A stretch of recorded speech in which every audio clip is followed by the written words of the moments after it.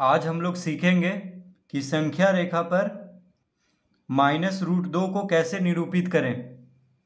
ठीक है, संख्या रेखा पर -√2 को कैसे निरूपित करें।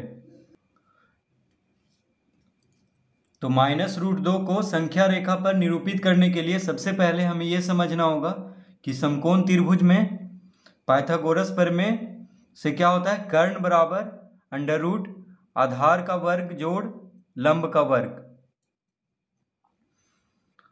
तो अगर हम आधार को 1 इकाई ले लें और लंब को 1 इकाई, तो कितना हो जाएगा, √1 का वर्ग जोड़ 1 का वर्ग। तो 1 का वर्ग 1 होता है, तो कर्ण कितना हो जाएगा, √2। यानी आधार को अगर 1 इकाई ले लें और लंब को 1 इकाई ले लें तो कर्ण कितना हो जाएगा, √2 इकाई। ठीक है, तो इसी सूत्र का प्रयोग हम संख्या रेखा पर करेंगे। यानी संख्या रेखा पर एक समकोण त्रिभुज बनाएंगे जिसमें कि आधार 1 इकाई लेंगे और लंब भी 1 इकाई लेंगे, तब कर्ण हो जाएगा √2 इकाई। तो सबसे पहले स्केल से एक संख्या रेखा बना लेंगे।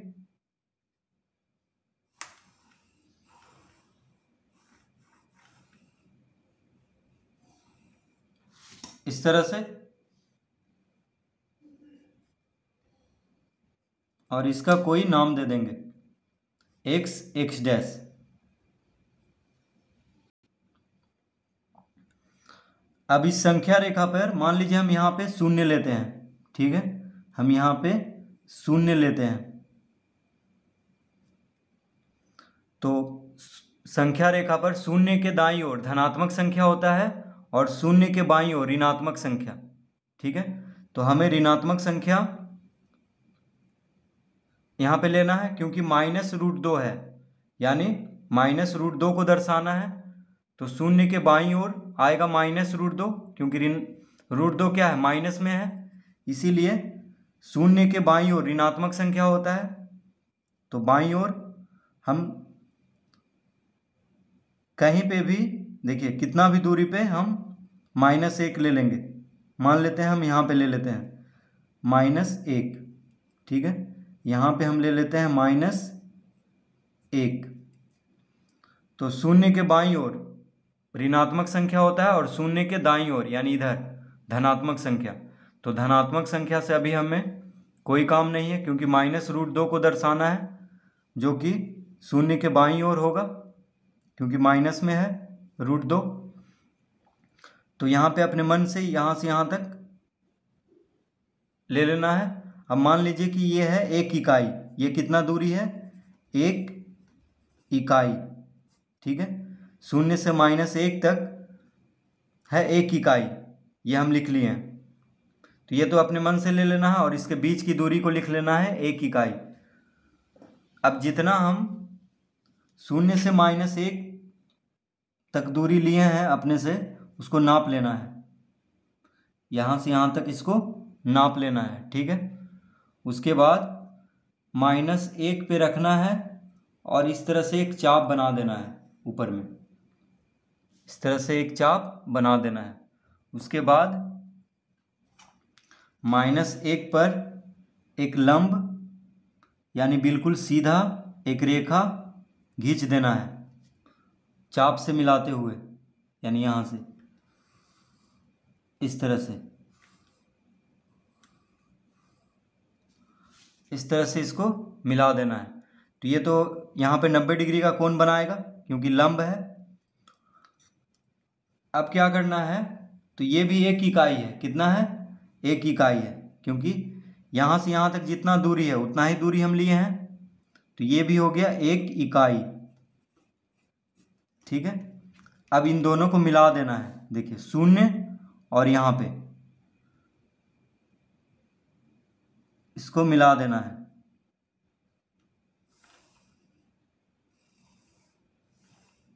इस तरह से इसको मिला देंगे तो ये समकोण त्रिभुज हो गया। अब इसको हम नाम दे देते हैं। मान लीजिए ये है A, ये है B और ये है C।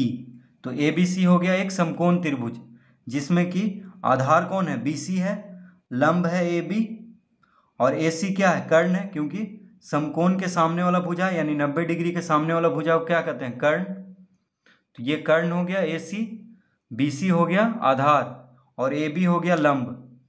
ठीक है, तो आधार कितना लिए हैं, 1 इकाई, और लंब को भी 1 इकाई लिए हैं, तो कर्ण कितना हो जाएगा, √2 इकाई। तो हम यहाँ पे लिख देते हैं √2 इकाई। ठीक है, कर्ण कितना हो गया, √2 इकाई। तो √2 ही माइनस √2 हमें दर्शाना था संख्या रेखा पर। तो क्या करेंगे, अब जितना कर्ण है यानी √2 है उसको नाप लेते हैं, √2 इकाई को नाप लेते हैं परकाल से, यानी यहाँ से यहाँ तक, देखिए यहाँ से यहाँ तक है। ठीक है, इसको परकाल से इस तरह से नाप लेंगे।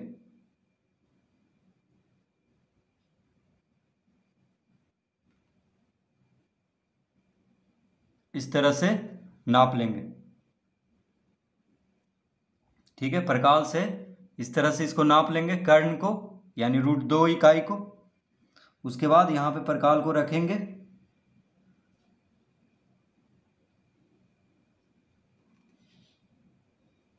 यहाँ पे परकाल को रखेंगे, और देखिए इस तरह से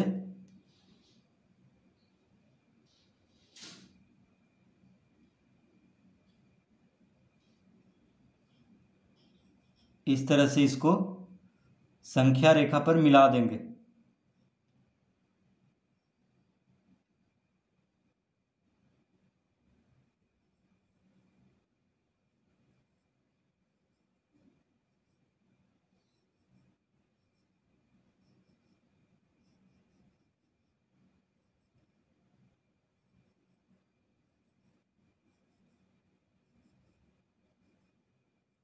इस तरह से इसको संख्या रेखा पर मिला देंगे। तो जहाँ पे संख्या रेखा पर मिला है ये क्या हो गया, -√2, यानी ये बिंदु क्या हो गया, जहाँ पे मिला है संख्या रेखा पर, ये हो गया -√2। अब इसको हम कोई नाम देते हैं, मान लीजिए इसको हम P दे दिए। तो P बिंदु क्या निरूपित कर रहा है, -√2 को। ठीक है, P बिंदु जो है -√2 को निरूपित कर रहा है। तो इस तरह से तो हम यहाँ पे चाहें तो लिख सकते हैं। तो यहाँ पे हम लिख देंगे, यहाँ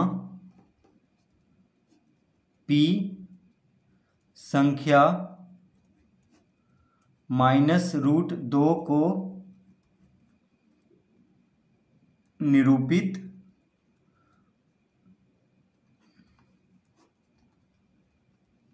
करता है, यानी P जो यहाँ P जो है संख्या -√2 को निरूपित करता है। तो शून्य के बाईं ओर है √2, तो माइनस में लिख देंगे, यानी यहाँ पे क्या हो गया, -√2।